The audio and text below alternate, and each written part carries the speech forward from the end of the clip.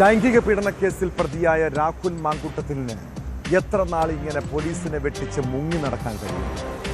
രാഹുലിനെ പിടികൂടാത്തത് പോലീസിന്റെ വീഴ്ചയെന്നാണ് ആക്ഷേപം. അതിനിടെ പ്രതി ഫോൺ സ്വിച്ച് ഓൺ ആക്കുന്നത് അന്വേഷണത്തെ വഴിതെറ്റിക്കാനുള്ള നീക്കമാണ്. ആദ്യം സ്വിച്ച് ഓൺ ആയത് കർണാടക കേരള അതിർത്തിയായ ബാഗല്ലൂരിൽ, പിന്നീട് ദക്ഷിണ കന്നഡയിലെ സുള്ളിയിൽ, ഒടുവിൽ ഹൊസൂരിൽ. സിനിമാ സ്റ്റൈലിലാണ് രാഹുൽ പോലീസിനെ കബളിപ്പിക്കുന്നത്. രാഹുലിനെതിരെ ലഭിച്ച രണ്ടാമത്തെ പരാതിയിൽ യുവതിയുടെ മൊഴി രേഖപ്പെടുത്തുന്നതടക്കമുള്ള നടപടികളിലേക്ക് അന്വേഷണ സംഘം ഉടൻ നീങ്ങുമെന്നാണ് വിവരം. AIG ജി പൂങ്കുഴലിക്കാണ് അന്വേഷണ ചുമതല. അതിനിടെ പ്രതി ജാമ്യം തേടി ഹൈക്കോടതിയെ സമീപിച്ചിരിക്കുകയാണ്.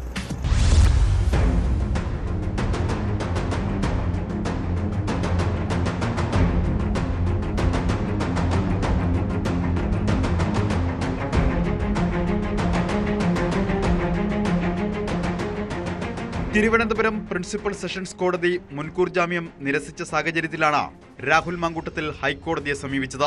പ്രതിക്കെതിരെ ബലാത്സംഗ കുറ്റം നിലനിൽക്കില്ലെന്നും സെഷൻസ് കോടതി കേസിന്റെ പ്രധാനപ്പെട്ട ഭാഗങ്ങളൊന്നും പരിശോധിച്ചില്ലെന്നും ഹർജിയിൽ ചൂണ്ടിക്കാട്ടുന്നു.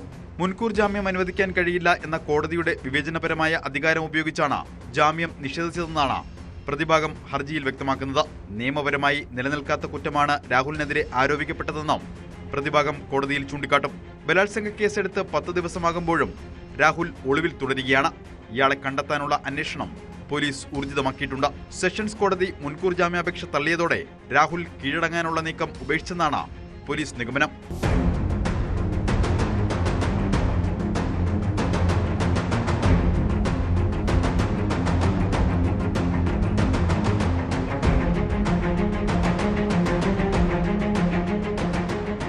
രാഹുൽ മാങ്കൂട്ടത്തിനെതിരെ ലഭിച്ച രണ്ടാമത്തെ പരാതിയിൽ മുതിർന്ന IPS ഉദ്യോഗസ്ഥ ജി പൂങ്കുഴലിയുടെ നേതൃത്വത്തിലുള്ള പ്രത്യേക സംഘം അന്വേഷണം നടത്തും. 2023 രാഹുൽ മാങ്കൂട്ടത്തിൽ ബലാത്സംഗം ചെയ്തുവെന്നാരോപിച്ച ബംഗളൂരു സ്വദേശിനിയായ യുവതിയാണ് ഇമെയിലിൽ കോൺഗ്രസ് ദേശീയ നേതൃത്വത്തിനും KPCC പ്രസിഡന്റ് സണ്ണി ജോസഫിനും പരാതി അയച്ചത്.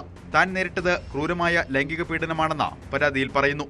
സൗഹൃദ രൂപേണ സംസാരിച്ചു തുടങ്ങിയ രാഹുൽ വിവാഹ വാഗ്ദാനം നൽകി കൂടുതൽ അടുക്കുകയായിരുന്നുവെന്ന പരാതിയിലുണ്ട്. രാഹുലിന്റെ സുഹൃത്തായ അടൂർ സ്വദേശി ഫെനി നയനാണ് തന്നെ കൂട്ടിക്കൊണ്ടുപോയത്. തുടർന്ന് രാഹുൽ ലൈംഗിക അതിക്രമം നടത്തുകയായിരുന്നുവെന്ന് പരാതിയിൽ ആരോപിക്കുന്നു. KPCC പ്രസിഡന്റ് ഈ പരാതി DIGക്ക് കൈമാറുകയും തുടർന്ന് ക്രൈംബ്രാഞ്ച് കേസ് രജിസ്റ്റർ ചെയ്യുകയുമായിരുന്നു. കേസിൽ മൊഴി നൽകാൻ പരാതിക്കാരി പോലീസിനെ സന്നദ്ധത അറിയിച്ചിട്ടുണ്ട്. ഇതിനുള്ള നടപടികളിലേക്ക് അന്വേഷണ സംഘം ഉടൻ നീങ്ങുമെന്നാണ് ലഭിക്കുന്ന വിവരം.